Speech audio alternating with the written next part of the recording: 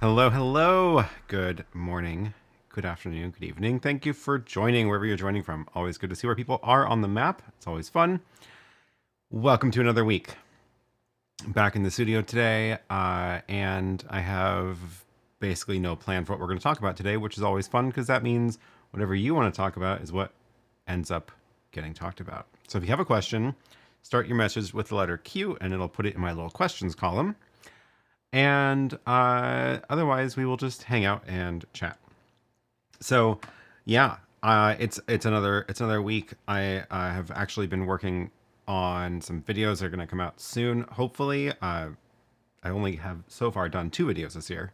I'm going to try not to set a video goal, but I'm trying to still make at least one a month. Is that a goal? It's not explicitly a goal. It's like kind of a goal. I decided that I think YouTube's algorithm is changing a lot, and it used to be that it was very much based on regularity of posting, of like you have to post something every week, and then like regular build up the audience, and like the more you post regularly, the better you do in the algorithm. That seems to be not super true anymore. And I did almost a video every week last year, almost, and except for towards the end of the year, but it's a lot of work. It's really hard. So it doesn't seem to be working. So I'm decided not to prioritize that as the goal. But I also still am doing these live streams every week. So that's staying. Don't worry. Just decided that I'm not going to push myself to crank out videos every week. But there are a couple of really interesting updates coming out this week and next week in the world of video switchers. So I definitely want to cover those. So keep an eye out because there's some really good updates for some gear that you already know. So, yeah, it'll be fun. It'll be a good week in the world of video switchers.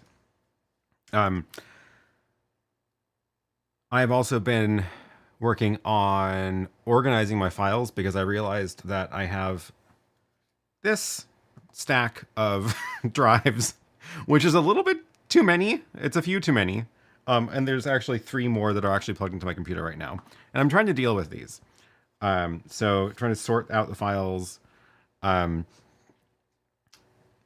archive things that are no longer active projects, make sure any like photos are in the photo place, make sure studio B-rolls in the studio B-roll place, all that kind of stuff.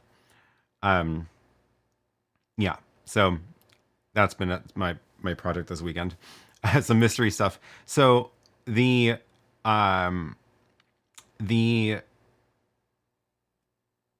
of the things I've been sort of teasing for the last couple of weeks, which is updates to the RØDECaster video. They've been working on firmware updates for this. I know a few of you got into the beta program as well, and there's some super solid updates for this. You will have to stay tuned and watch the video when it comes out, hopefully in a couple of days, about this. And yeah, then you will be able to finally get the details of all these updates. I've kind of hinted at some of them for the last couple of weeks as I've been testing it out and using it on my stream. Barack says, I did figure out the SRT with Magewell. Thanks. Oh, good. I'm glad you got that to work. That's fantastic.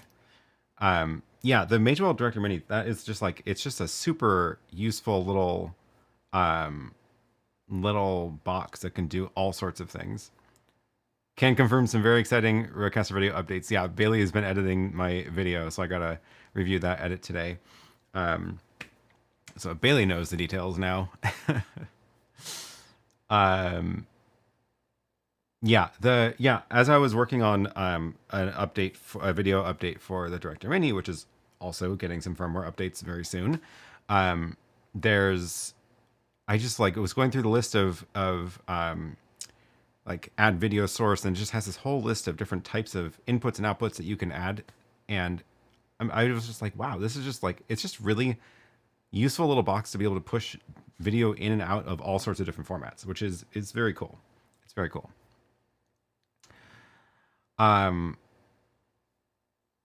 Okay, what's going on? What is going on in the chats here? Clear Life Media says, cool thing, Blackmagic Design is releasing a behind the scenes with Clear Life Media. Hey, that's you. About DaVinci Replay. Video is dropping on their YouTube on the 12th of February. That's awesome. Congrats for doing that. That's super cool. I hope you have the replay editor keyboard thing, because that's the thing that like actually makes it actually usable, I feel like. That's super cool. Wow, this is gonna be quite a week for the video world. That's super cool. I will make sure to drop a link to this video in next week's live stream when after it's out. Congrats on getting that feature. Any word on the YoloBox huge? So it's not. I do have it here, but it's still not out. So I am waiting for the latest firmware update for this before I start doing serious testing. But look how huge it is. Look how many outputs there are. Inputs. Sorry, those are inputs, of course. It's almost the width of the RØDECaster video and significantly taller. It's heavy too. It's like it's a chunk. It's just a black void. Look at that. Perfectly framed. I did not even mean to do that with the camera. It's yeah. So looking forward to getting the update for this, and then I will do a proper video. But there's just so many updates coming this year. It's wild. Yeah, it is crazy huge. They've been showing it at the last couple of. I think it was at. I think they had it at the one. What was it? Is it ISE that's in February? Yeah, and then SM Barcelona, and I think they had it at the September one as well, the IBC.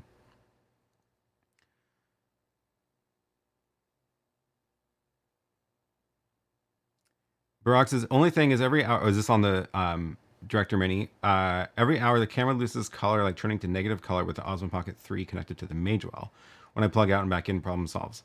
That's super weird. I would definitely write to Magewell support about that, because that should not be happening, and they would probably like to know. That's super weird, though, because I've definitely used the Osmo Pocket 3 with the Director Mini before and not had that happen. It's really weird. Maybe it's also already fixed, and as soon as they release this firmware update, it'll be fixed.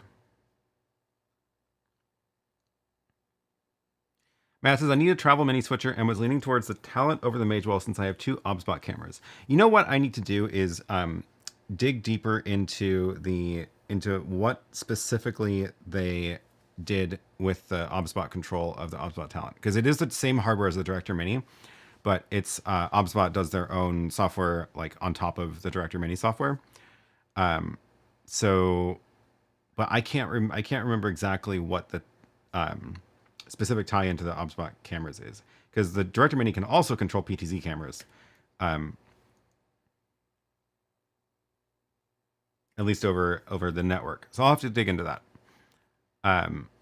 But it is the same hardware.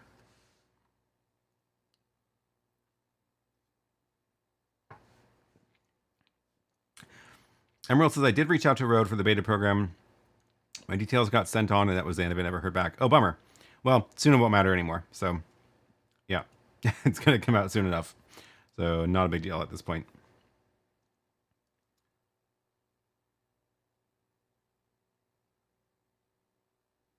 Oh, yeah. Reminder for channel members. I just updated the members stream deck to include a confetti button, and I haven't actually tested it to see if this actually works. Let's find out. I probably need to update my. I think I added a new thing, and I need to refresh my chat thing in OBS. Let's make sure that works.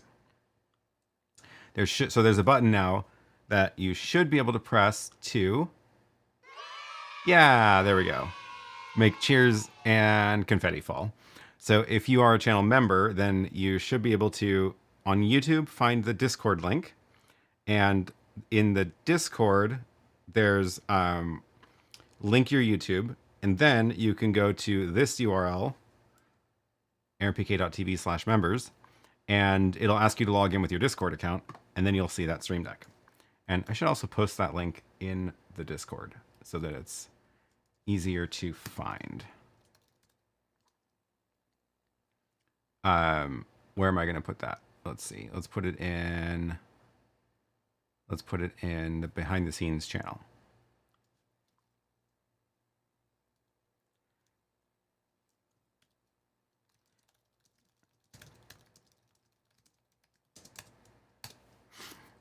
So, if the confetti is grayed out, it means that it's so it like rate limits, so you can only push it once every 15 seconds. So if someone's just pushed it, then it'll block it for 15 seconds until so that it doesn't just like, you can't like spam the button. That's why. There we go. You got it to work. You know what I should do? Oh, I just realized I should make the person's name who pushed the button show up in the corner down here. That'd be kind of fun.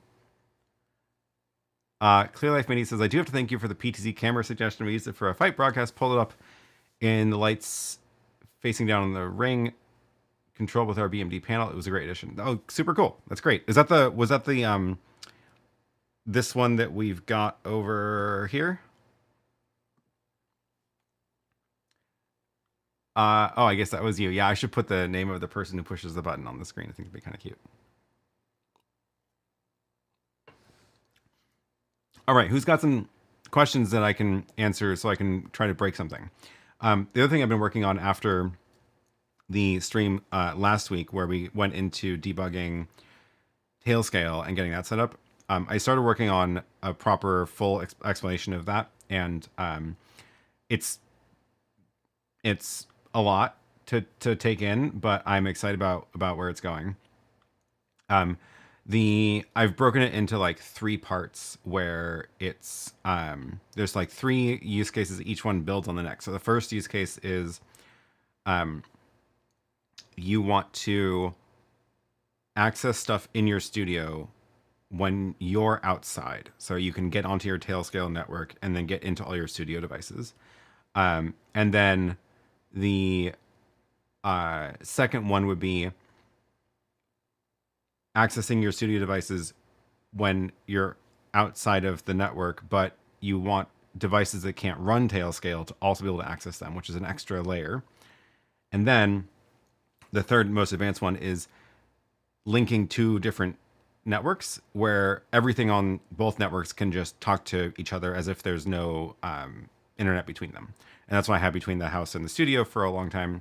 And that's definitely the most advanced one, but it's super cool once you get it working. If you have 2 locations, I highly recommend doing that. Damon says, finally caught your live while it's live. Congrats. Well, thanks for joining. Andre says, you need to make a pink jacket button. I vote that you put a picture of the person wearing it when they push the button. That's hilarious. You can put new beta on the Director Mini. So I am running that beta right now, and I don't have the actual release date yet. I think they're still working on the last details for it, but yeah, it's got some solid updates on it. Roni says, have you tried the new Ulanzi DD02 video switcher? No, is that the one that's I saw that pop up somewhere. It is really interesting looking. Oh yeah, Tom Buck did a video about this. This little thing, it definitely looks like it's a face. It's got little eyes. It's really funny. It's a split device too, where you can like take this control panel off and keep it connected over USB, which is kind of cute. No, I have not tried this. It's interesting. I wonder if I should try to get a hold of it. I might be able to get them to send me one.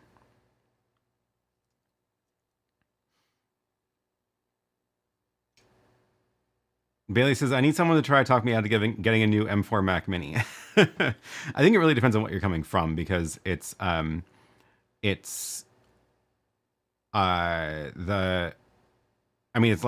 Mini, it's solid, but it's also tiny. So do you need that, or do you need a laptop, or do you need something that actually has more ports? I don't know.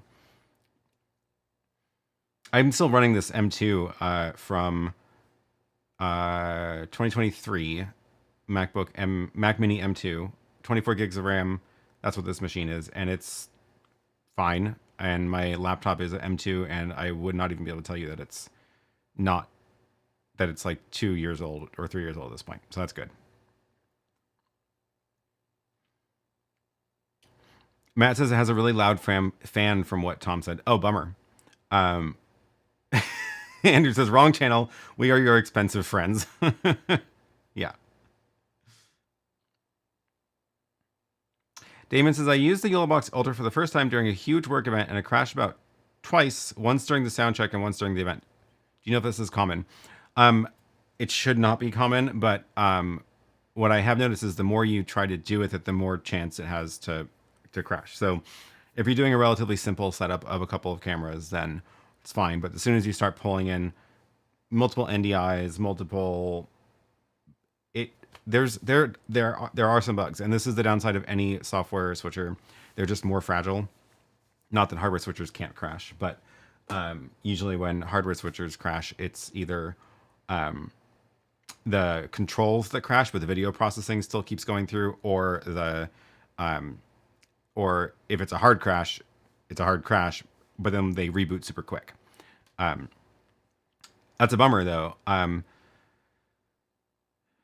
The good news is they do ship out updates, firmware updates often, so they fix things like that. But what I would do is make a list of everything that you had connected to it and configured, and try to remember if there was something that you pressed right before it crashed, and then send that to their support, because they will look into it and they will try to fix it.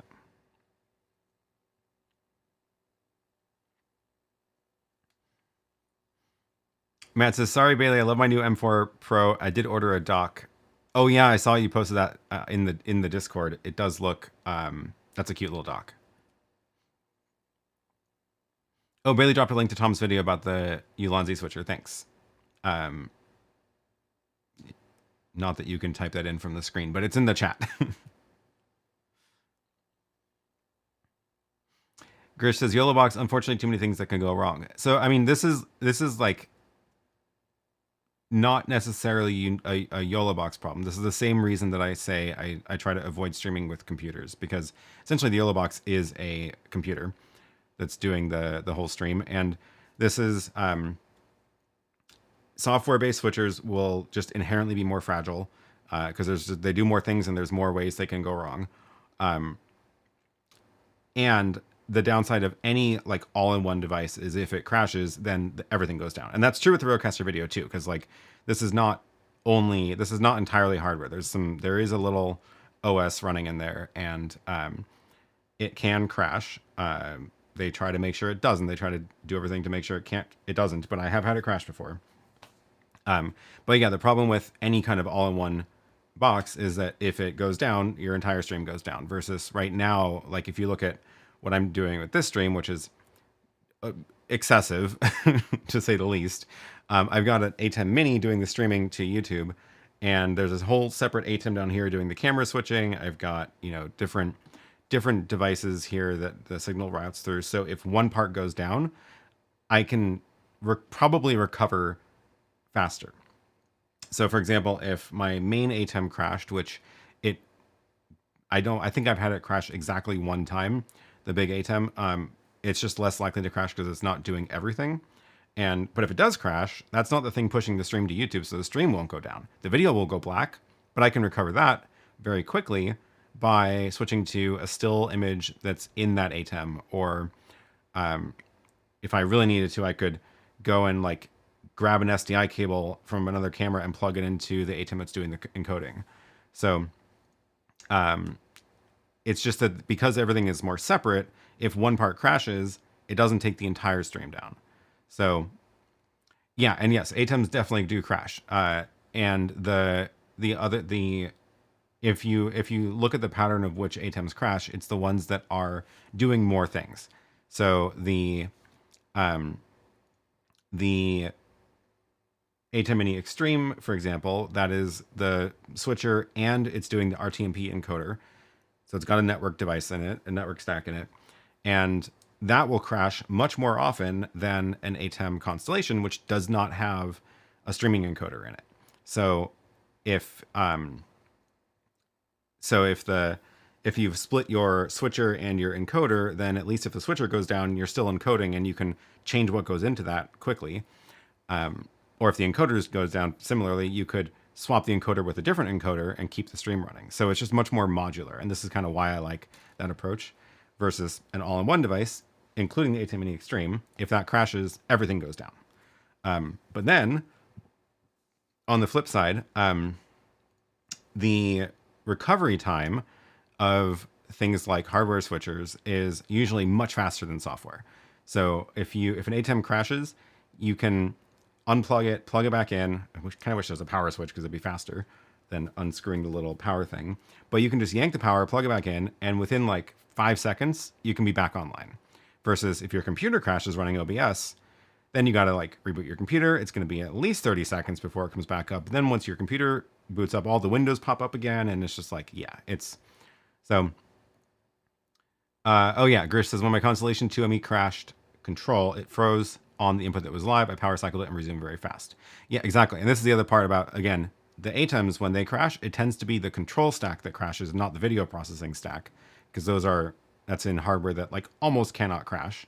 So if it does crash, what usually happens is it means you can't change anything. It's still processing video. It's still got the image going from the input to the output, but you can't change the input or do anything like that, but it'll still be sending video through. So if this happens during a live event, you'll notice that the device crashed because you're sitting there being like, oh crap, I can't change the camera, but nobody on the stream will know it's crashed yet because the video is still going through. So then you just have to work to recover that as fast as possible. So quick reboot will fix it. The audience would notice that. But if you have arranged things in a way where you can kind of go to a backup encoder and keep it online, then you might even be able to recover without anybody even noticing.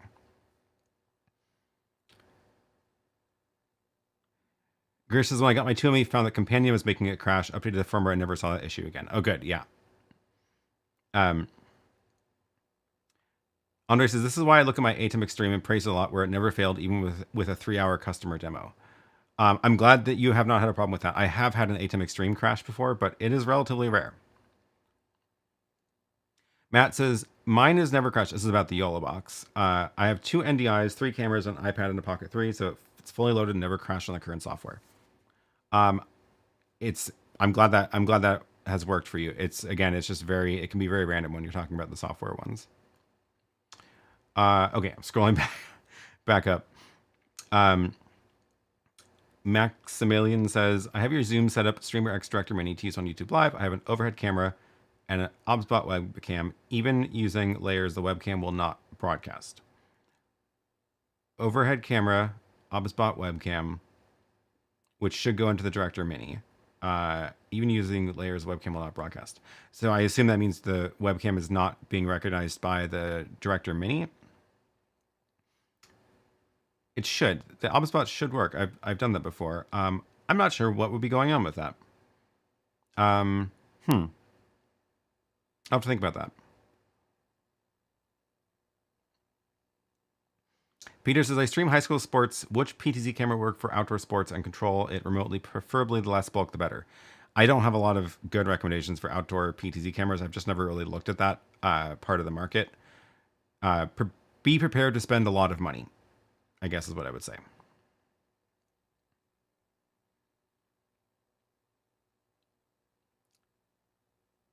Matt says, I love my YoloBox Ultra, but nothing is as solid as the ATEM, though my Ghost Stream has never crashed. It's true. Yeah, the Ghost Stream and ATEM would be very similar in terms of crashability. Oh, Damon says, thanks, will do. It actually belonged to the AV company we contracted for the event, so I don't know if they updated it, but we definitely used it full force, all 4 inputs, 3 cameras, and a presentation. Yeah, so I would say that if you're only doing HDMI inputs, it should be pretty solid. It tends to get more glitchy once you bring in like USB devices or like NDI cameras and stuff. That's where it starts to use more of the CPU to manage that. But definitely do write in. Wellington Flights Live says, hi, will you be getting a YoloBox Extreme to review? Your reviews are great. I have a ton of equipment that I won't need if I change over. Yes, I do have it here. So hopefully soon I will post a video. My understanding, just based on what I've seen from their announcements about it already and just my initial poking around with it, it doesn't have the final firmware on it, so I'm not doing a video yet. But my understanding about it is that it's basically a bigger YoloBox Ultra. So everything you can do with the YoloBox Ultra, just more inputs. So I wouldn't expect to see drastically new capabilities on it other than just more of what it can do already. Have you had any time to play with the SDI Zoe box? Any thoughts? I've had good luck with the HDMI version. It's a pretty good tool, like the Pro Convert. Yeah, I plugged it in here. Although the fan on it is a little bit whiny, so I have it powered off until I need it. But yeah, it's just a good little tool. It's like not super different. It's the same thing as the HDMI version, just SDI instead. Let's see if I can turn it on. It's plugged into my network switch, so I just have to turn on the PoE on that port, and then it should power on, and then we can poke around with it.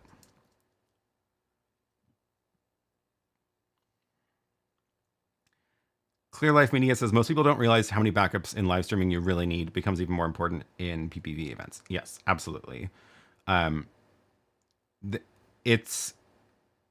You can definitely treat this. You can go as deep down this rabbit hole as you want, really.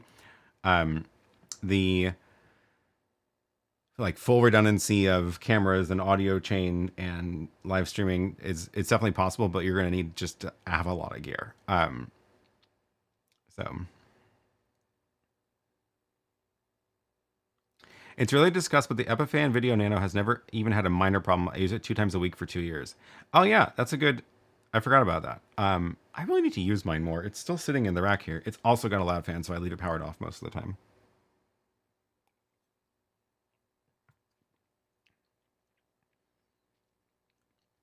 What are they talking in terms of price for the YoloBox? Huge. I think they announced pricing for it. Did they put it? So it's on the website now.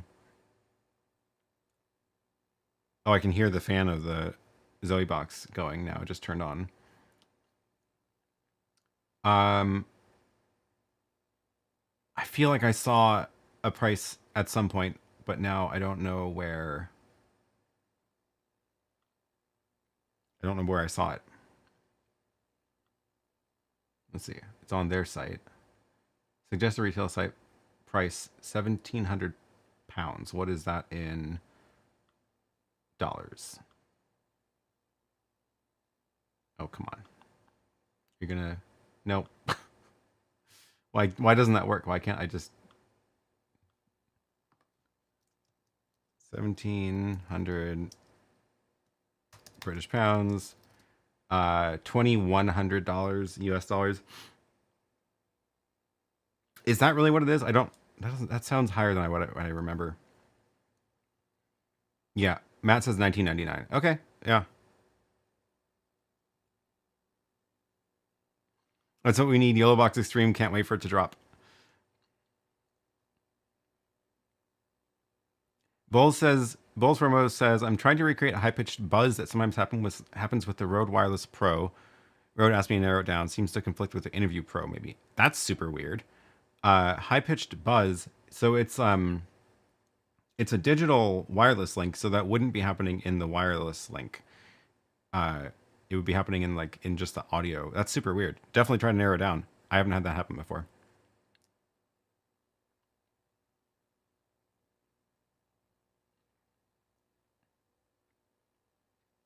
DVJ says, we are sending 3 copies to the transmitter site running 2 transmitters for redundancy. Yeah, see, that's TVJ says, at the TV station, we're bringing in the Fox feed 4 different ways tonight. That is, you have a big day ahead of you. I forgot about that.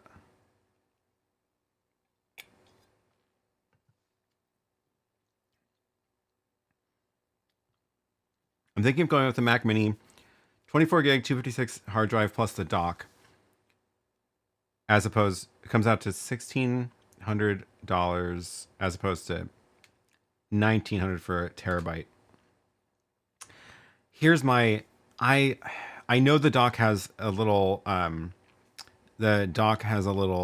NVMe drive in it, so you can add 2 terabytes that way, which is great. I still think 256 for your main drive is too small. I would bump that up to 512 at least. I think I got the 1 terabyte on this drive on this machine, not the 2 terabyte version. Let me just confirm that. Yeah, I got the 1 terabyte on this machine, and the first M1 Macs that I got the M1 Mac Mini and I got the M1 MacBook, and I got 256 on it because it was cheap that way. It was like $1,000 USD, and I didn't know. It was an experiment, right? And I instantly regretted the 256. I should have at least gone with the 512. So I ended up actually trading back in the laptop to Apple for credit, for store credit. But I still have the M1 Mac Mini. It's just on my other desk that I use. I don't store any files on it because the drive is too small, but I use it for just like web browsing and stuff when I'm over there.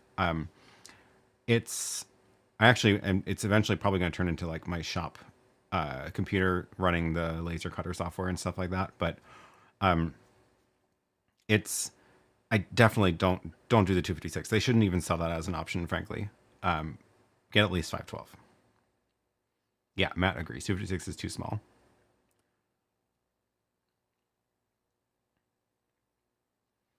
Just spend the dumb money on a bigger SSD. Yeah, exactly. Oh, here's a tip on a outdoor PTZ camera. Thanks, Great Things Studios. Gersh says, do we know if any of the YoloBoxes have any additional hardware inside to aid with video processing, or is it strictly CPU based? I think it's strictly CPU. They do have some details on the website about this. Oh yeah, the big thing, big difference with the Extreme is that it's actually 4K processing now. And they claim 4K ISO channels.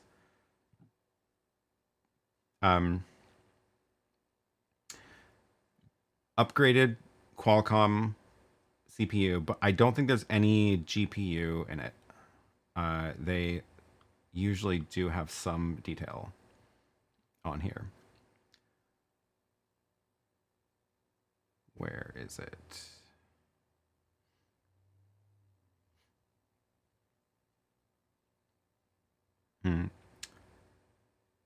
No, they just have...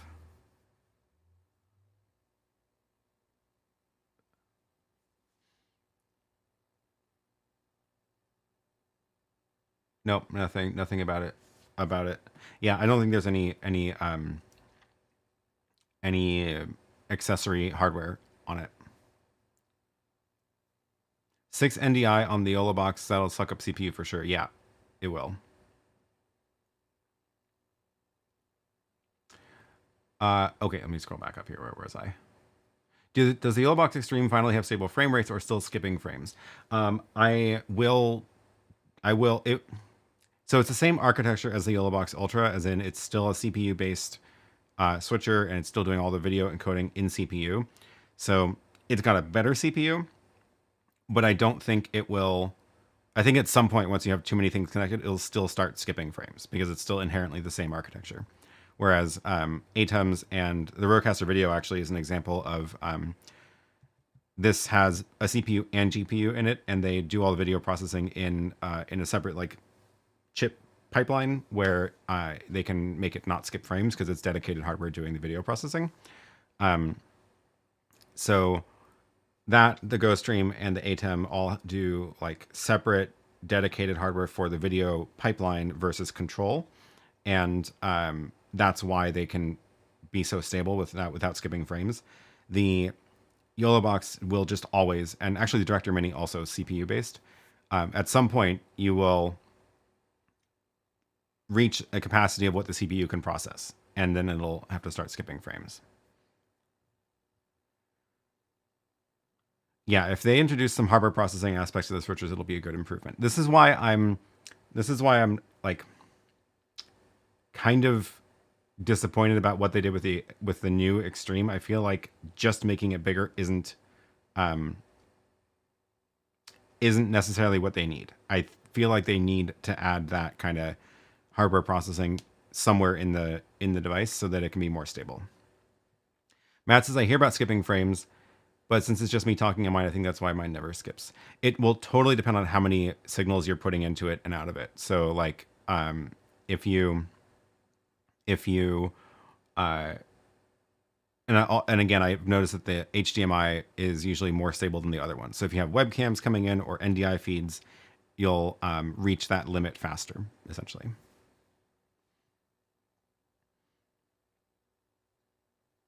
Oh my gosh, where was I? Okay.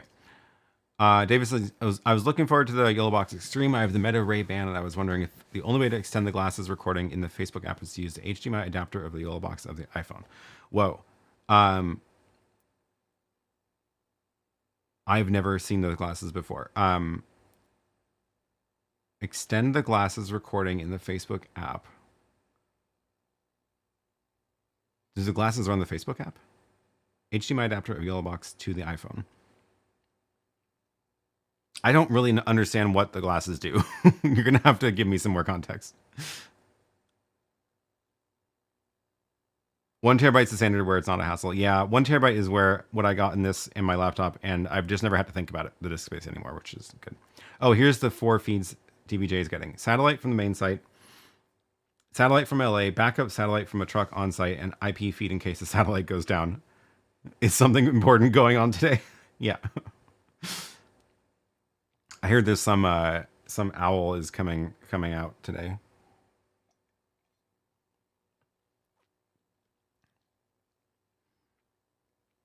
Oh yeah, also true. Larger internal SSDs will be faster. Daniel says, what video mixer with ISO recording would you recommend to record a conference when some sources disconnect laptops for presentation? 4 video sources, 2 cameras, 2 laptops. I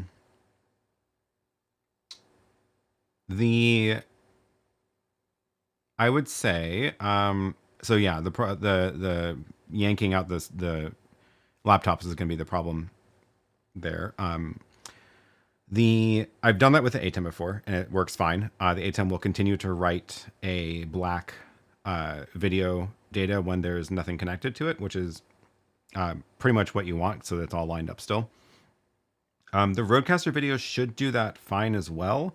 Should we test that? Because I actually haven't tested, now that I think about it, haven't confirmed what happens if you're recording and then yank one of the inputs. Let's do that really quick because I kind of want to know how it handles that. So let me grab a drive and plug it in. There's so many USB ports and they all do different things. They're not just generic. So I gotta make sure I get into the right one. And then let's see, I've got a stack of drives here. Which one is the right one to use for this? I think this one is fine. So let's plug that in and make sure that ISO recording is turned on. And is that under storage? No. Multi-track. Okay. ISO recording is turned on for video. So the question is, what happens if I yank one of these outputs? So on the RØDECaster video, I've got my main camera, the overhead camera, this side angle, and this is actually OBS, but there's nothing in it right now because it's. If I show a chat, it'll pop up there. Yeah, there it is. So let's see what happens if I hit record. Still want that to start streaming too. It's really funny. I'm switching back and forth. It would be better if this was an example of a computer screen, but we'll just pretend that that's a computer. And which one is number 3? This one. So then I'm going to, it's not going to be on the air when I yank it out, but I want to, what happens if I yank this out? It goes away. And then the next person comes in and we plug their computer back in and the signal comes back. There it is. Okay. And what happened to the file on the drive? That is the question. So let's see what happened.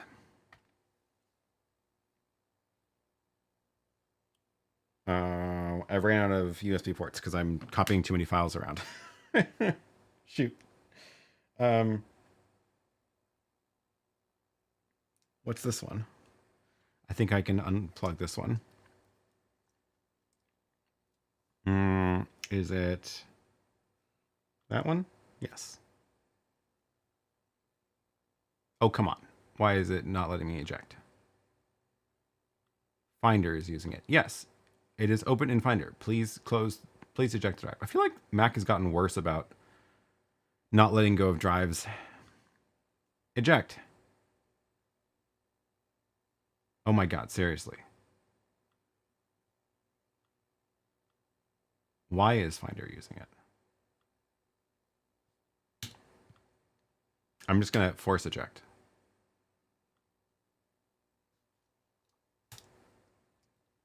Is it my terminal using it? Sometimes. No, that's the photo drive copying.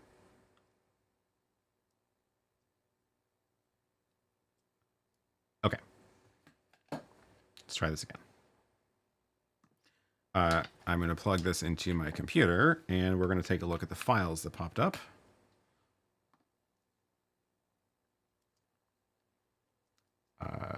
Let's see. It's this drive.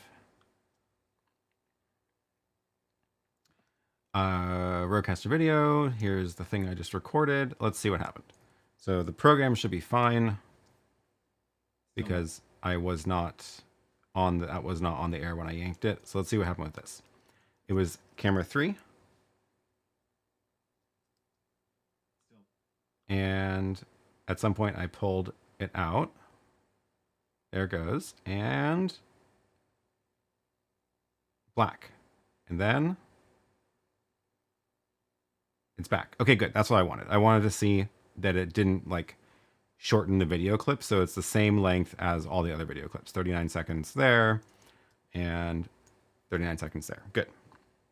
So yeah, either of those I would recommend then. Your question was for recording a conference when you know that cameras are going to be, or computers will be pulled out and plugged back in.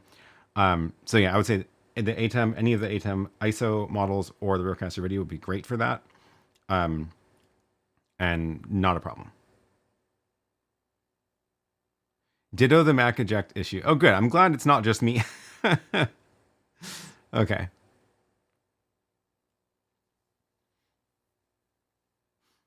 I am scrolling back through the chats. Emerald says, I believe the Qualcomm CPU comes with hardware encoding capabilities. Yeah. There's like H.264 encoders on it and stuff, but it's very different when it's built into the main CPU versus an architecture that has a completely separate dedicated FPGA chip that's doing the not just encoding, but actual processing of the inputs too. So Tiernan says, I just downloaded a program for my birthday. It's called ACD Photo 11. It's great for data management. I feel like I remember that from like 2003. Is it? I feel like I used that a long time ago.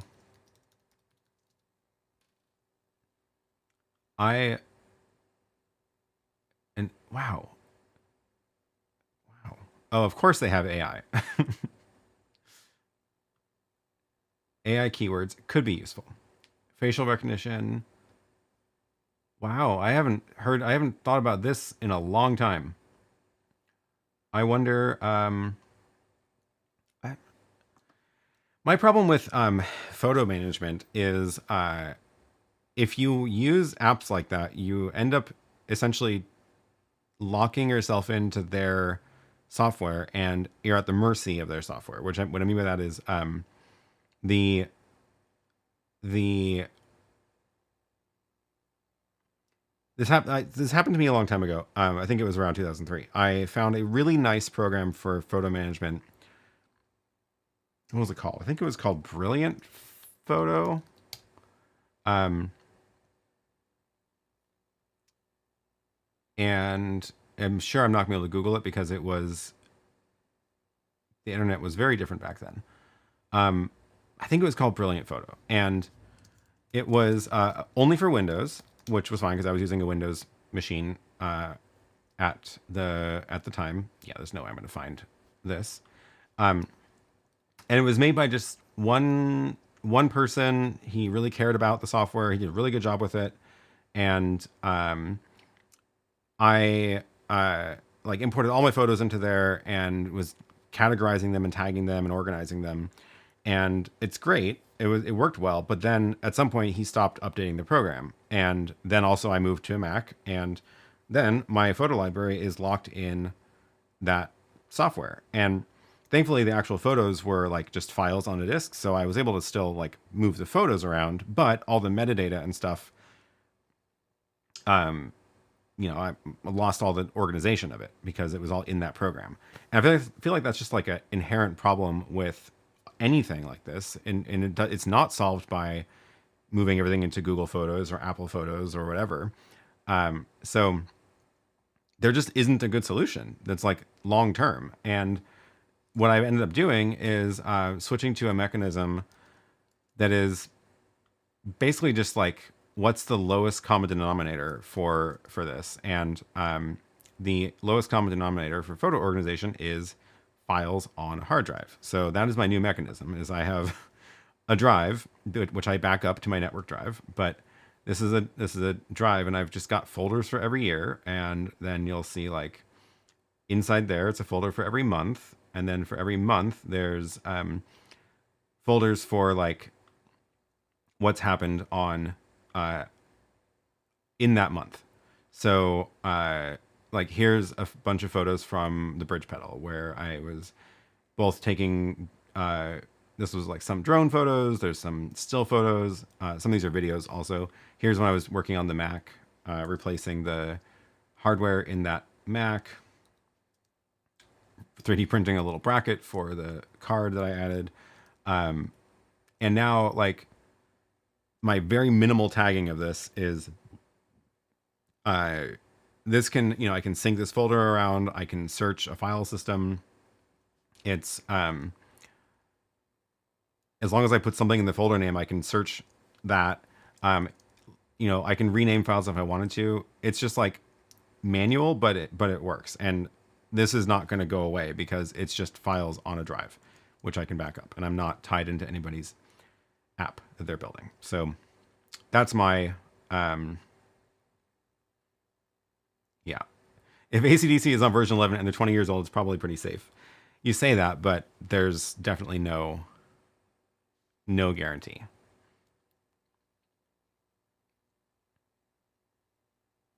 Quick Look in Finder can trip up project. Oh yeah, that's probably what I was doing it with it, because I do use Quick Look a lot. This isn't a perfect test because the file format doesn't change the frame rate or color space. Oh, that's a good point. I should plug in something that's completely different from what could I do that's a better demonstration of that? Maybe a camera and an iPad. Switch between that.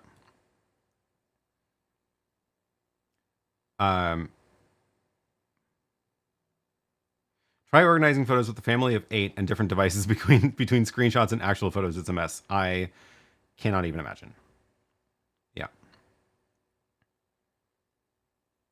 Our designers use Capture One. I'm not a fan. I would never even heard of that. Upper Sage says, thanks for all your help over the years. Our church live stream has been averaging 10 live streams a week since March 2020. How much lifecycle time do I have left on my ATEM TV studio? Oh, nice. I would imagine a lot. Like, these things are solid. They're not gonna, it's not gonna, which TV studio are you using? I'm curious. Is it let's see, if it was March 2020, then it would have been, is it the one that has the 4 HDMI and 4 SDI, or is it because the panel came out later? Yeah. Andre says, you would not appreciate a Mac Mini until you do a desk stream setup with an ATEM and then try a Windows Mini PC to see how much fan noise you'll get. With Apple Silicon, it'll be dead silent. That's one of the reasons I like the Macs, is that they are super quiet. New ARM chips like Qualcomm and Apple Silicon are putting GPU on the chipset. I still feel like that's different than, I'm not talking about a GPU, I'm talking about FPGAs doing video processing. So if you, let me try to think. I wonder if the, no one's going to share their diagrams of how these actually work under the hood because that's like super proprietary. But maybe I need to make a video about this, like I did SRT versus RTMP, of getting into the details between FPGAs and CPUs and GPUs. Because this is the reason that in the, okay, so like the end result of this is what we were talking about earlier. If you're using a ATEM constellation, let's say, then there's no streaming encoder, right? But it's got video in, it's got video processing, it's got things like chroma keying and compositing, and it can do like the super source and scaling and all that, right? So a lot of video processing going on, but the output is then going to be HDMI, right? So a bunch of video processing going on in the box. And separately from that, there's a network stack, which is getting control messages from your software control or companion or whatever, or panel. The crashes that usually happen when the ATEM crashes is the network stack and the control goes down. And it's unable to change off of anything that is of the current state, but the video processing is still going. So if your super source is on the air and your like if this layout's on the air and the ATEM crashes right now, this will still be on the air and it'll still be doing video processing because the video processing part of the system is not in the CPU. It's like completely separate. And even if the CPU had, even if it was like a GPU that has some video H.264 encoding stuff and whatever it is they do in the GPUs, if that CPU crashes, that whole thing goes down. But because the video processing is happening separately in an FPGA, the video processing part keeps going. Versus if we're talking about a computer or a YoloBox where it's got a Qualcomm CPU with a GPU part built in to help with the video math, if that CPU crashes, your video processing stops because it's part of the CPU. So it's like, it's the difference between having more like physically separate components inside the device versus all smashed together in one thing. I need to go a little bit deeper into this and learn about it a little bit more myself, but that's like the high level of the difference.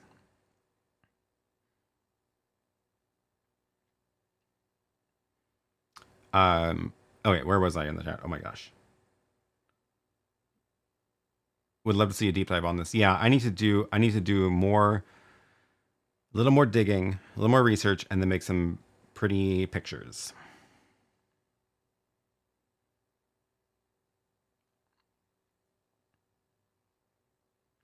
I see what you're saying. It's back to the hardware versus computer as YoloBox is an Android computer. Yeah, exactly. So it's, this is like, the other way to think of it is, let's say you have a Windows machine running OBS and you've got like a super powerful GPU in it, and like you're able to, and maybe even like a dedicated capture card, HDMI capture card inside like a PCI card. So it's like a lot of hardware, more than just like USB devices plugged into a Mac or a laptop.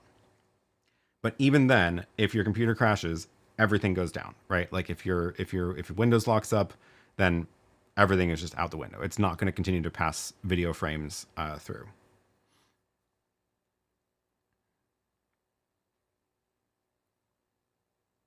Windows solved the eject issue with external media a long time ago. It never buffers, so if you copy, it actually writes to the media. Mac caches it first. I really wish they would solve that.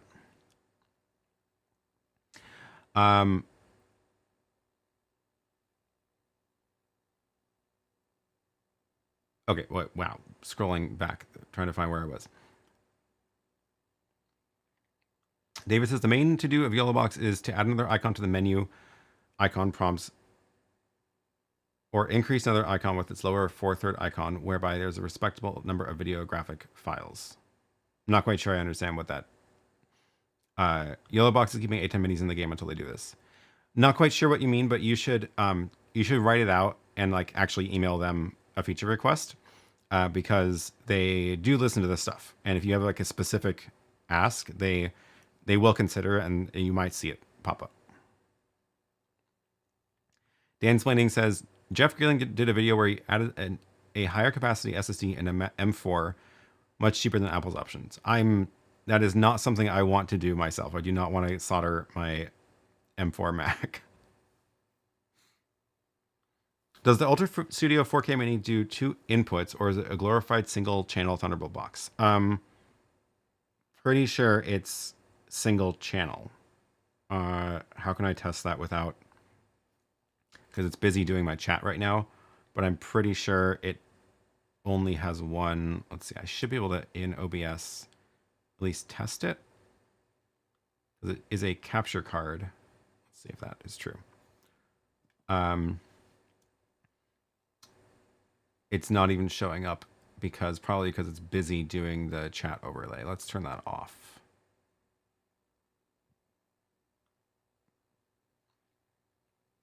Ultra Studio 4K Mini. So can I add the Ultra Studio 4K now? No, I don't know why it's not showing up. Because that would be the ATEM that's plugged in. I'm pretty sure it's one channel. Maybe somebody knows and can confirm. Start that back up.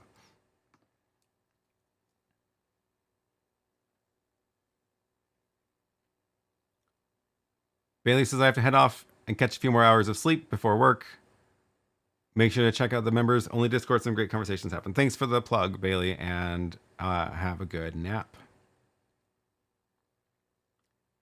John says using OC as a submixer for laptops that disconnect. This is also a really good tip.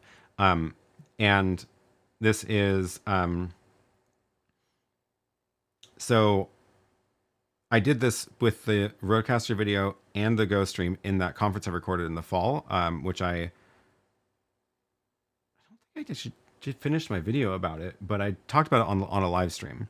But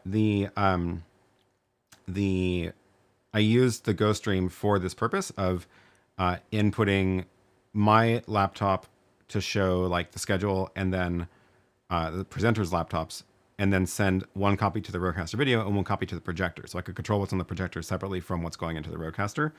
But the side effect is that it means that the RØDECaster video is always getting a consistent input size and frame rate, because it's all being processed earlier by the Go stream. And I think that's actually a good pattern to follow. Great Things says, that's the only drawback with the YoloBox. I wish they went with an FPGA. It's a great machine. I know if they had an FPGA architecture, well, it would basically be the RØDECaster video at that point, which would be great. I agree. David says the glasses, this is the Meta glasses. The glasses have a button that you can press and it'll go to the phone, and pressing it again will bring it back to what goes to the phone? I'm still very confused. I clearly have never used. The last smart glasses I had were the Google Glass a long time ago. I don't have them still, so what happened to them? I guess I must have been borrowing them from somebody. Yeah, huh. On the M4 Mini Pro, not the non-Pro, the Thunderbolt 5 is slightly faster than the internal drive if you have a Thunderbolt 5 enclosure. That's wild. Huh.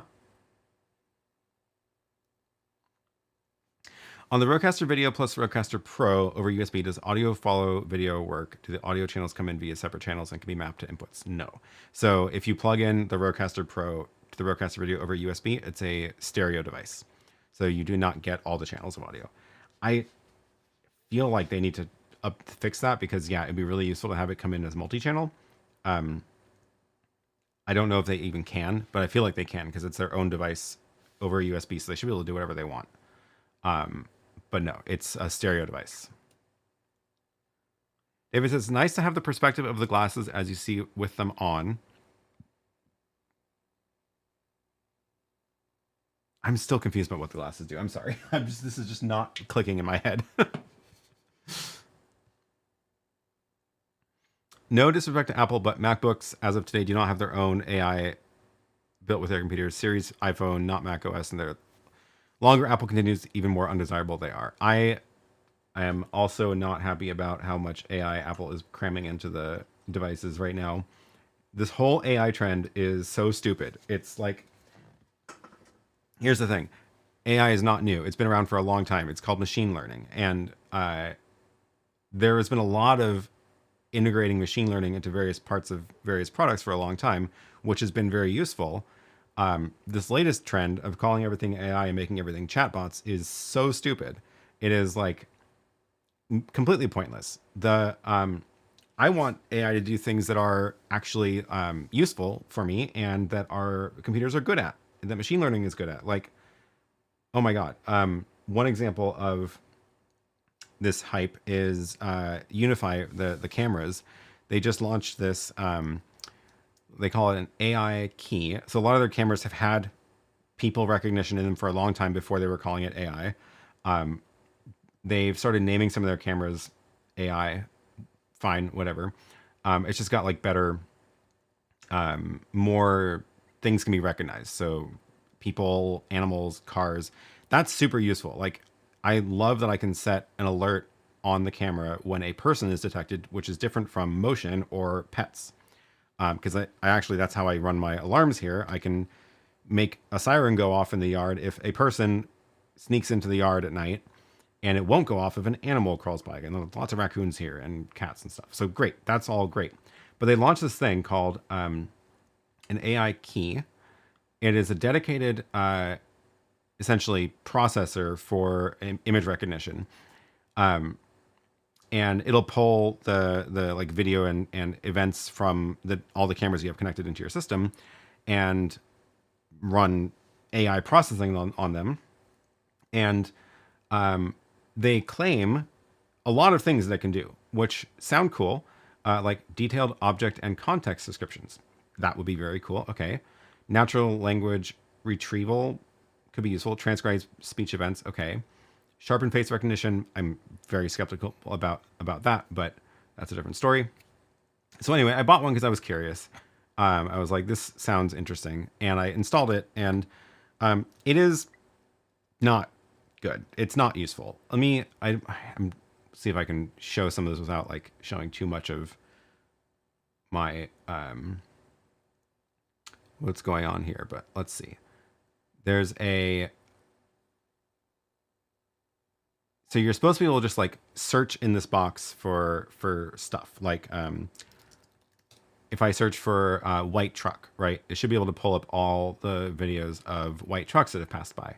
And it gets some, but not all. What's another one? Person with red shirt. You would think that would work. Actually, this one worked pretty well. That's kind of surprising. That's good. What was one that I searched for? I was like, let me test it. I'm going to find a thumbnail here of something and then try to search for it. Let's try blue car. And then like that video just didn't show up. Cool. Okay. Other useless things. It's supposed to describe scenes. And this is the laziest possible implementation of this. So if you click on, I'm trying to find a picture I can share here that isn't going to like, let's see, does it do it with non-AI cameras? No. Is it,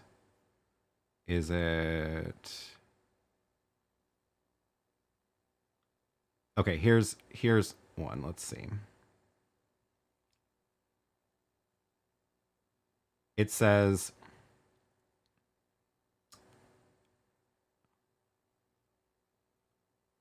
try to zoom in here. There we go. Here is an example of the AI. A person is seen walking, this is me walking down to the studio this morning. A person is seen walking up a wooden deck on the side of a house with a concrete patio and garden area visible in the background. I mean, it's correct. Is it useful? Absolutely not. Like, I know that this camera is looking at a wooden deck on the side of a house with a concrete patio So that's useless information, right? What I want to know is what in this clip is different from normal? What is new? What's changed? Is something in a different spot? Was something moved? Is it a new person?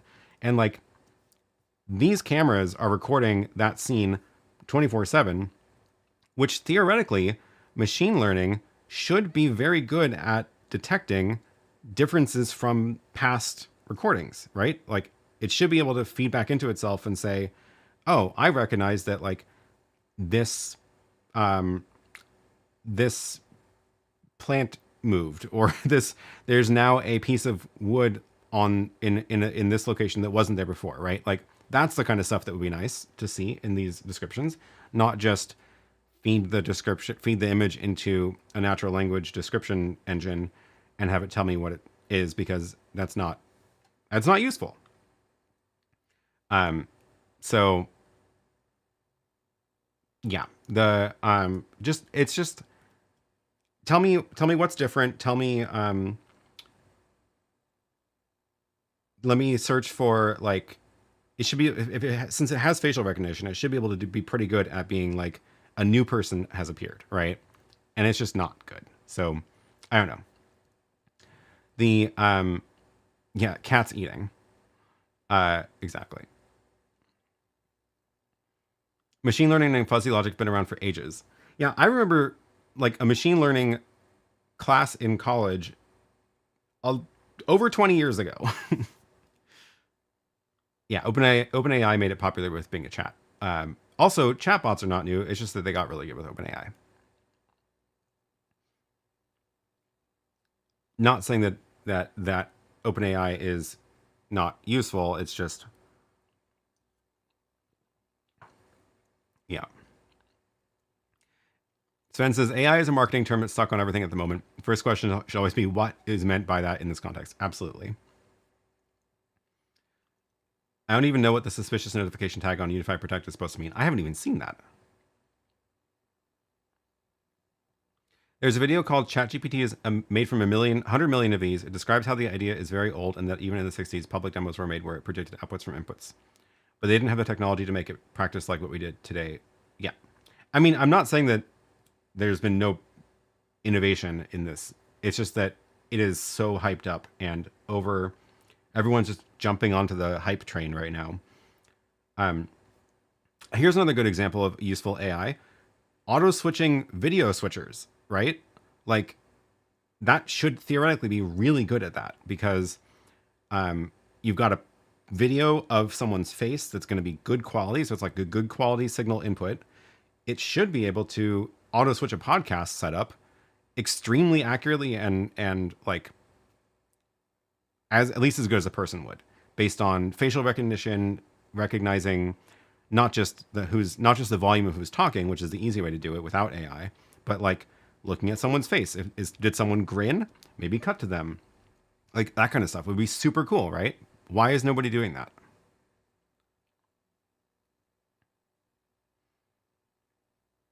Okay, actual questions are coming. Let me stop ranting about machine learning. Earliest form was the perception in the 1958 white paper. It's just now we can parallelize it and make it practical. Yeah. Perceptron. Yeah. I'm pretty sure I read that paper a long time ago. Oh, Dan Swinning says no soldering for replacing the drive. Interesting. Okay, I'll have to go. M4 minis use removable modules like the Mac Studio. I will have to look at that. 25 steps to get to it on the Mac. No thanks. Okay. Oh yeah, on the Ultra Studio. It has one SDI and one HDMI input, so my guess would be only one input at a time. That is also my guess. What are you doing? Says my Windows computer has not solved the eject issue. Anything considered a hard drive, I have to close all Explorer windows, and even then sometimes I just have to yank the drive. Okay.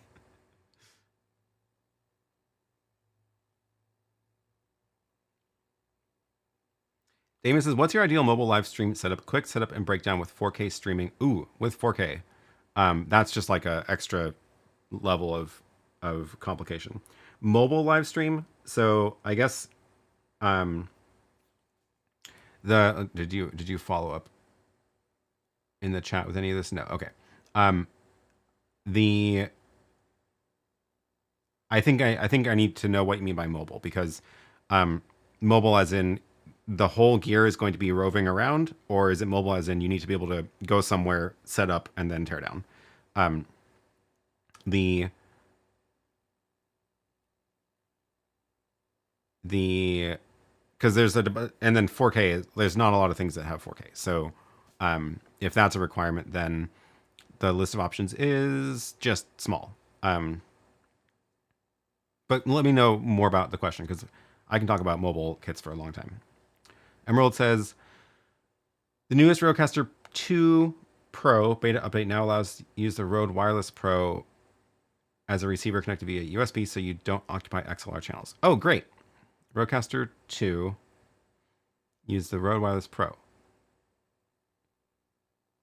That's cool. Okay.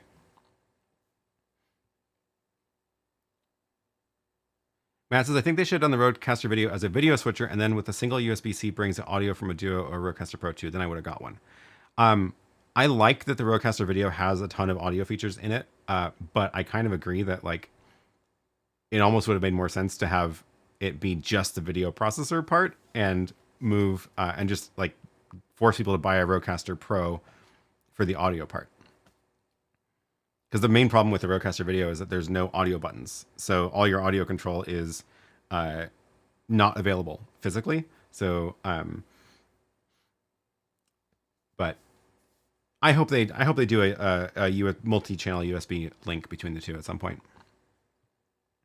Matt says, we have a flock security camera at the intro of our condo, and it captures license plates, and its search is hugely accurate, but it's an expensive system. But 156 condo, it's a great system. That's a big condo. So the Unify cameras have license plate detection too, and it does a pretty good job. But I have noticed that if the camera were mounted lower at license plate level, it would be much more accurate.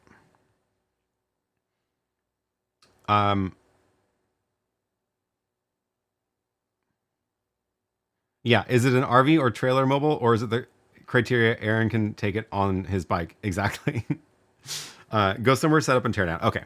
Work for a school district. We have to live stream many different locations within the district, so the setup needs to be portable. Got it. Isn't 4K 4 times the bandwidth of 1080p? It's 4 times the video pixels. It's not necessarily 4 times the bandwidth because of how video compression works, but you could definitely just approximate that as an upper bound. Yes, it complicates everything. I would say first, to your question, Damon, are you absolutely sure you need 4K? Because I have a feeling you probably actually don't. Especially if you're going to be going around different locations, you're going to need to be more confident in your upload bandwidth versus a 1080 stream. So are you absolutely sure that you need 4K? So the next question is, what are you filming? I assume if it's like a school thing, it's probably going to be, you probably want like the sort of typical small conference setup that I talk about a lot because it's what I've done a fair amount of myself. Close-up camera of the speaker, wide camera of the room, and then input from computer slides, and then feeding a projector. So things that add to setup and teardown time is unfortunately not necessarily solved by a video switcher. So what I'm talking about is like tripod setup, running power to the camera, running the cable between the camera and the switcher. So ways you can cut down on the setup time is cameras that are PoE powered, so that you only have to run a network cable and then you get control and power. If you want to cut down one more cable run, then you also bring in your video from those cameras over some sort of network protocol, which then pushes you into a different class of video switchers. But then it can be really one wire to the camera. The nice thing there is that you don't have to deal with power cords, finding power at each camera location.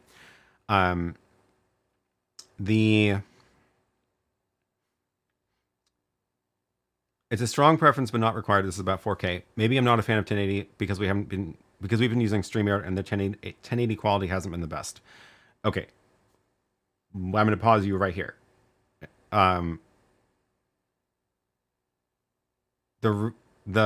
This stream is 1080 first of all.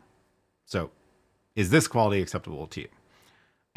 StreamYard does broadcast 1080. The reason that StreamYard has not been the best quality for you is not because it's 1080. It's because it's StreamYard. And I love StreamYard. It's great. But I will say that I don't think there's a lot of point of using StreamYard unless you're using it for a multi-person remote guest setup. Like, for getting remote guests into your stream, it is the easiest option. It is easiest for the host. It's the easiest for the guest. Restream Studio, same idea, basically equivalent. So replace those, like, equivalent, whatever. Any other option for getting remote guests into a stream are more complicated. Are they going to be better quality? Yes, but more complicated. And yes, even the YoloBox. The YoloBox has a remote guest feature. You can add a source into the YoloBox and send the guest a link, and they just join in the browser, which is great. But so that their video shows up in the YoloBox as a video source. But then you still have to make your layouts with the guests. So you have to make, if you want the side-by-side or a split screen or one larger than the other, you have to create those layouts, which is good. You get the flexibility of it. But that's what I mean by it's more complicated. It's still YoloBox remote guest, great. It's one of the better remote guest features integrated into a switcher. But it's not as easy as StreamYard, because StreamYard is, you don't really have to think about it. You just click on the person, they show up in the screen, it auto does layouts for you. You can add 3 people, you can add 4 people, it just figures it out and it's all good, right? It's great. If you're not using that feature of StreamYard, just don't use StreamYard, because you're pushing your video up to the cloud. They're doing the encoding in the cloud. They're pushing it over the internet again. There's just more video processing. There's more opportunities for frame drops. Your main video stream is being brought in through a browser, which will inherently just be less stable than even OBS. So the problem with the quality that you're seeing is because it's StreamYard, not because it's 1080. This has been a really ranty stream today.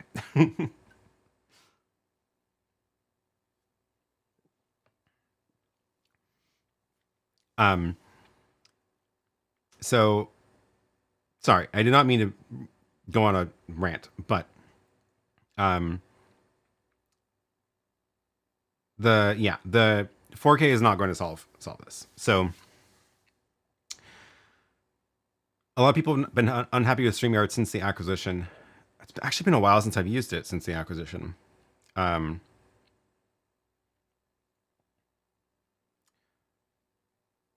So let's say 1080 is fine. What you're going to need for quick setup and teardown is reducing the number of steps for getting cameras connected into your switcher. So one of the easiest ways to reduce the setup time is to decide that you don't even need to run long. You don't need cameras far away from your switcher.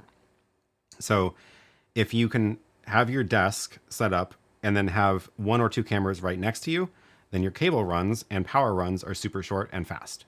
So it's pop 2 cameras on the tripods on the desk, and then you run your short 6-foot cables to your switcher, and then that's a lot less time than figure out how to route a cable around the entire room, keeping it out of the way, tape down any runs that cross walkways, and right. So that's the thing that's going to cut down your setup time a lot. So separately from that then is the actual video switcher at your desk. And this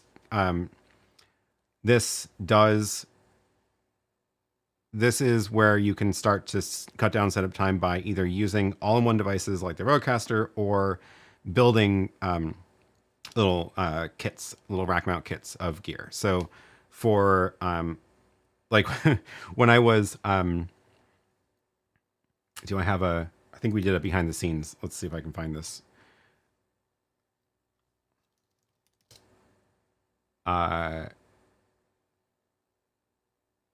Yeah. Okay. So this was the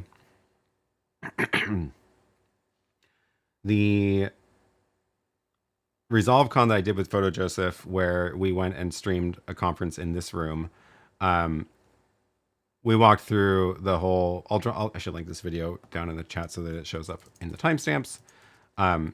This is an example of ResolveCon recap. This is an example of a setup that was long. This is not a quick setup and tear down. So let's see. At some point we went through and talked about. I thought we showed the video on the stream at some point. Maybe not. Is it here? Setup. Nope. I have a time-lapse video. I wonder where it went. I have a time-lapse video of setting it up, and I just wanted to show that because of how ridiculous the setup process was. I wonder if it's on my video, my drives that I've been organizing. Think I can find it? No.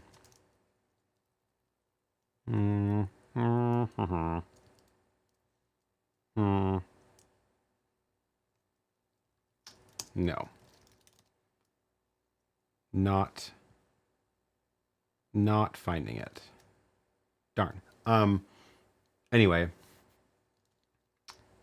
That's weird. I wonder where it went. Well, anyway, point is, what we did there was not bringing a pre-assembled fly kit, and we had a Constellation 2ME web presenter and literally had to wire everything up from scratch. And it was a ton of wiring. And the that a lot of time would have been saved by doing all that in the studio, putting it into a 4U or 6U case, having all the things pre-wired in the case, and then bringing that on site and only wiring in cameras.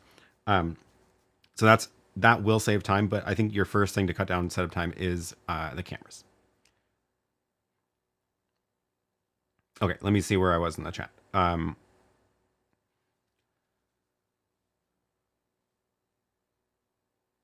Get yellow jackets, say no to tape whenever possible. I don't know what the yellow jackets are. Normally the main camera will be in front of the desk, and if we need a second angle, we can use a Canon R5 with a wireless transmitter. I guess I'm looking for what type of streaming device. So the reason I'm talking about cameras, though, as your setup, is because this is the thing that can often add to your setup time more than the streaming device will. So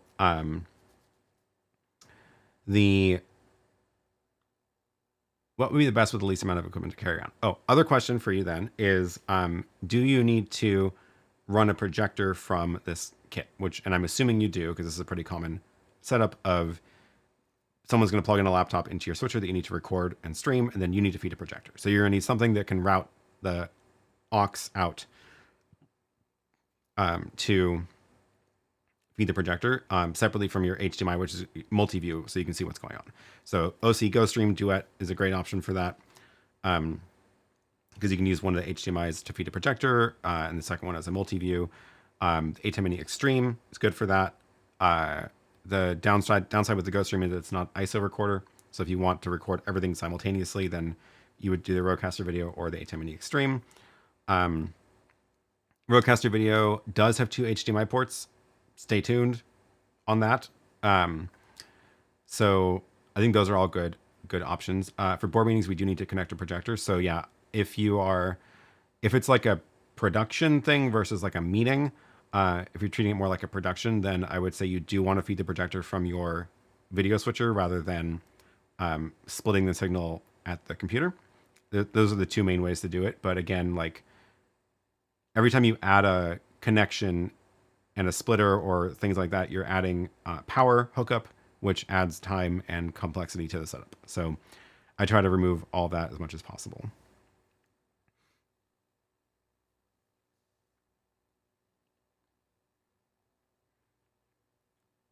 Yellow jackets are the portable wire protectors with pre-cut channels for cables.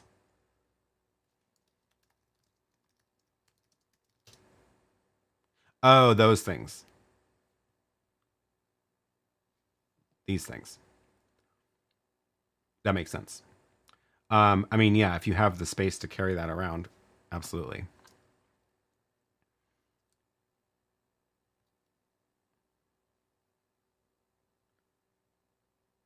So wireless HDMI for your cameras.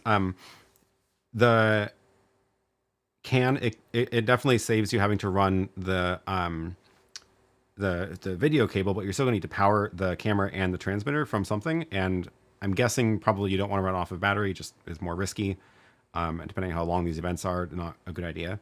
So, um, it just means that you're limited to putting that camera somewhere next to a power source, and it can be fine, but that is it's just one thing to keep in mind. Running long cables is hard. So if you do need a camera that's going to be farther away than you want to run a cable, wireless HDMI is good, but still, just think about the power connections for that.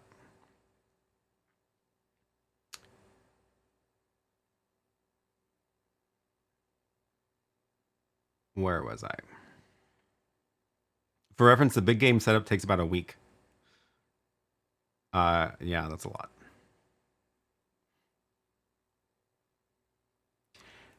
Karen says, I bought some short 30 centimeter HDMI flat cables from Amazon. They work fine except for Apple TV and iPhone, Apple dongle. Our Apple device is fussy.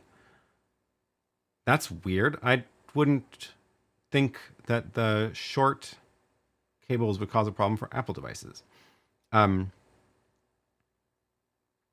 What are you plugging them into? I think it's probably what you're plugging it into that's the problem. I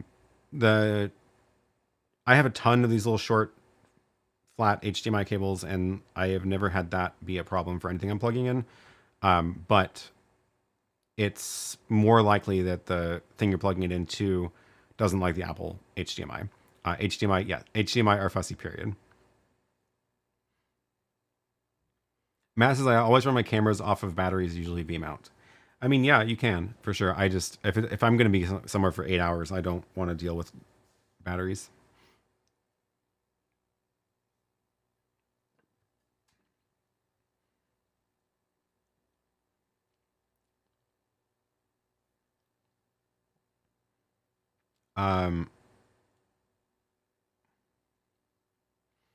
Michael says, I'd rather run vMix in the cloud if I really need something cloud.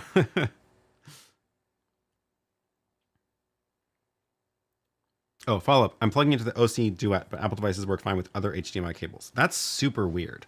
I mean, it definitely could be the cable. Usually with the problem with HDMI cables is that the longer cables are where things start to break down. So the fact it's happening with short cables is weird, but it could just be that those cables are not good. Check out the Monoprice HDMI cables because those are the ones I have a ton of, and they've all been super solid, and they're nice and slim also. How to prevent interference of wireless transmitters? The could be a lot of things. So the wireless, also which kind of wireless transmitters? Because analog wireless is very different from HDMI wireless. I don't know. I feel like there's a whole topic there, but I feel like you're probably asking about a particular problem. So let me know what the particular problem is. Are those flat cables emitting some wires they don't think are necessary? Maybe.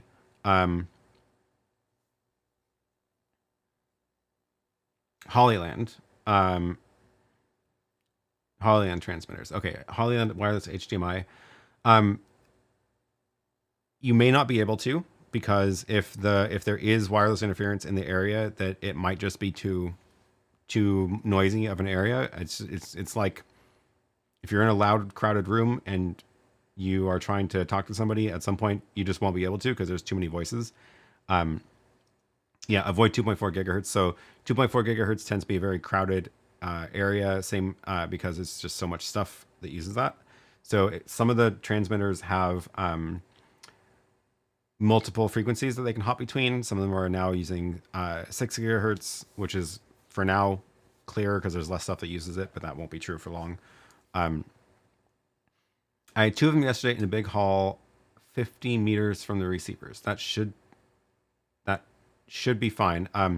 Line of sight will matter a lot. So if there's anything in between them, that can add interference. So make sure that you can visually see them, and that'll help. 50 meters should be fine for line of sight.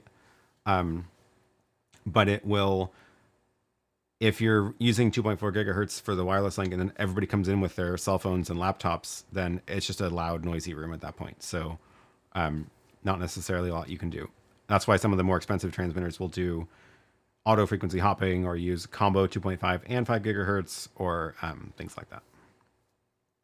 Cable quality matters a lot. Don't go with crappy cables, especially on long runs. I agree. There were 1,000 people. Okay, yeah.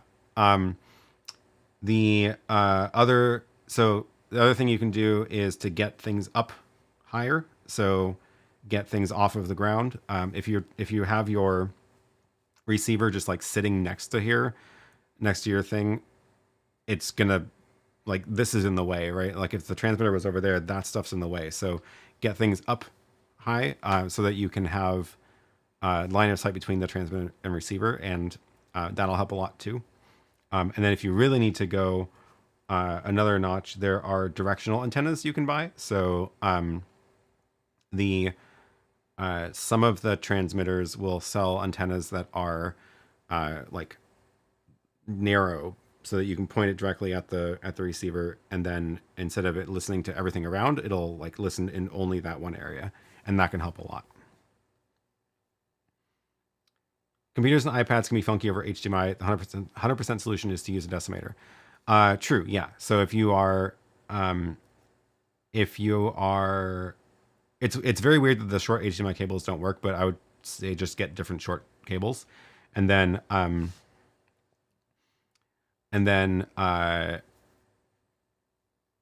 if you're still having problems, the safest bet is, yeah, use a decimator so that the computer signal is processed in the decimator, and then a nice clean video signal is sent out. Michael says, any speaking tips when the content is technical in nature? I was invited to speak at a developer conference with an in-person audience of 500 and a little bit nervous. Oh, I mean, that's fun. This is wow, shifting gears. I would say, I mean, it totally depends on the audience. Are they expecting, what kind of thing are they expecting, right? So I would say go look up past talks at the conference and see if you can get a sense of like what level they expect to be of content they expect. So some are expecting like super deep dives, some are expecting like more thought leadership, general stuff. So get a sense of what the event is like, and then try to match that. The other big tip I would say is do not put too much text on slides. It's not helpful. People are going to either, if you have too many things on your slides, people are going to sit there reading the slides while you're talking and not paying attention to what you're saying. So use the slides to kind of anchor what you're talking about, but not a lot of text. And feel free to, like, if you have a list of 4 things on a slide, turn it into 4 slides and just like have it just be one thing on each slide, right? Those are some quick tips, but I can talk more about that later. With big crowds, I avoid wireless transmitters or use NDI over 60 gigahertz PTP link. Yeah. RF issues can happen outside as well. I've had issues with wireless at a football game, and we had line of sight. Systems with antenna diversity is best if you can get it. Oh yeah, another good tip for this: if the presenter is showing a text editor, make sure they can blow up the text. Yeah, don't screen share a text editor without. This is also why when I'm doing, just even with this, like if I'm sharing my screen here, you'll often see me go and like zoom my screen in, right? Because now you can actually see what this is saying, versus here you can't really see it, right? This is a good presenter tip if you're doing stuff on a computer. There is it's in the accessibility section. Zoom, And then this one, use scroll gesture with modifier keys to zoom. So here I have the modifier key set to control, and that's turned on. And now, in order for me to zoom my screen in like this, I'm just holding on the control key on the keyboard and then scrolling with 2 fingers. And now I can quickly go in and out to show you things on the screen, which is much, much nicer than having to look at this tiny text all the time.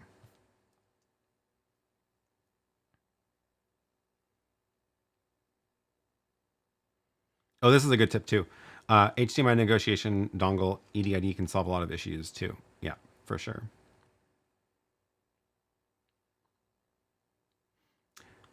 Oh, I missed this question. iPad screen share with Director Mini work okay? Can you draw Telestrate on the iPad?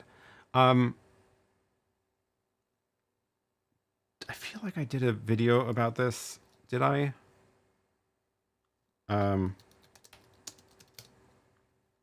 Director Mini. I just did one about sharing an iPhone screen. So that's not quite the same.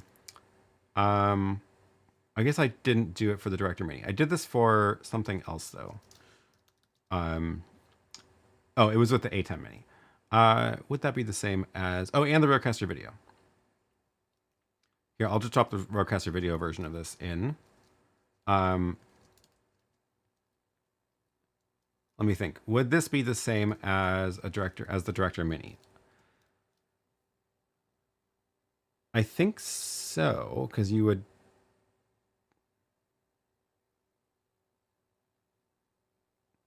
I should make that video. I can't quite picture it. I should make that video.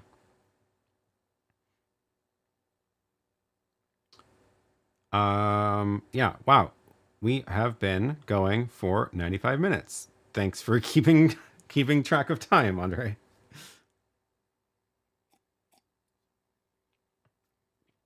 Yeah, we should wrap this up soon. It's been a while.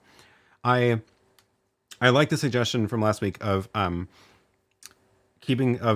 switching to a format where this live stream is 60 minutes, and then we end it, switch to a members only live stream, and then I record a video live of some demo. And actually this Director Mini iPad thing would be a good thing to do, but I feel like I need a little bit more prep than no time in order to do this well. So I'm trying to figure out how to balance the reduce the amount of time of prepping for recording these videos, which is the thing that is slowing me down, versus I don't want to go into it with no prep because it'll take longer to film if I don't have a plan.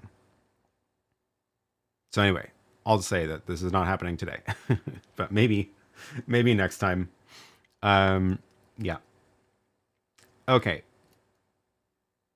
We should, in fact, wrap this up. Was anything left in here to chat about? Oh, I forgot to play with the Zoe box. Oh well. Maybe next time. Okay, we're gonna wrap this up. Thanks everybody. This has been fun. Thanks to the channel members for your support. Thanks to the extreme supporters, Larry, Kevin, and Marcin. And thanks to everybody else for joining. As always, good to see you. And we will be back next week to chat more. And yeah, I guess until then, keep an eye out on this channel. Make sure you subscribe, because there are going to be some videos coming up that are going to be exciting. So some good updates to some of this hardware that we've been playing with. So keep an eye out. And oh, go take a look at Curtis Judd's channel. Oh, thanks for the cheers. Curtis Judd is doing a demo of the new battery-powered Mac keyboard. Great. I might have to go listen to him while I work on copying some files around. That's my plan for the rest of the day. Gonna copy some files, get these drives sorted out, because I have too many just sitting here in piles with who knows what on them at this point. And then I'm gonna go make the to-do list for the contractors for the house. And again, if you're a channel member, make sure you join the Discord and then go log into the members stream deck, and so you can control the stream. I will see you all again next week.